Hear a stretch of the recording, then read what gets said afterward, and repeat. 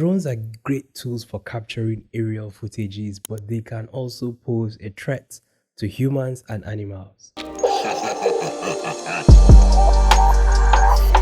Hey guys, my name is Bobby and this is 2 Minutes Tuesdays, where I share some interesting and insightful tips. How do drones pose a threat to human beings and also animals? In so many ways, depends on how you fly your drone or how you use your drone. Here are 5 tips I have put together to make sure that your drone does not pose a threat to the environment, the people, and the animals around you. Know your drone laws and regulations. Every country has a different law, every country has a different regulation when it comes to drones.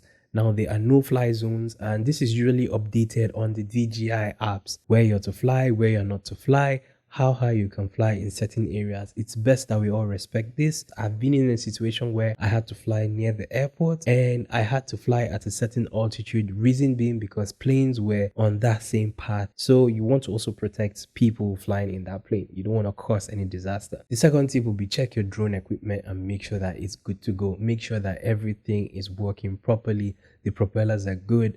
The camera, the gimbal, everything is in good shape. Reason being that sometimes you may not notice this until you take off and then you realize the drone is not doing some of the things that you expect it to do. This could be a very serious problem while you're in air, because then some people could panic and it could lead to a disaster. The third tip would be fly in a safe and open area. Do not fly in an enclosed areas. Now, oftentimes you would see people trying to fly indoors, and this is, you will have to reach a certain level to be able to understand how to do that. But however, I do not advise people to fly indoors. Reason being, you are prone to actually crashing your drone in so many ways and so many instances that you can't even think of. The fourth tip will be to respect people's privacy. I'm talking about animals inclusive. Animals are very sensitive to the sound of your drone. Don't think the sound that your drone makes goes unlooked. Some animals tend to be attracted to that sound, and in some cases it might be a disturbance to them. Some cases they might just be curious to know what it is. And lastly,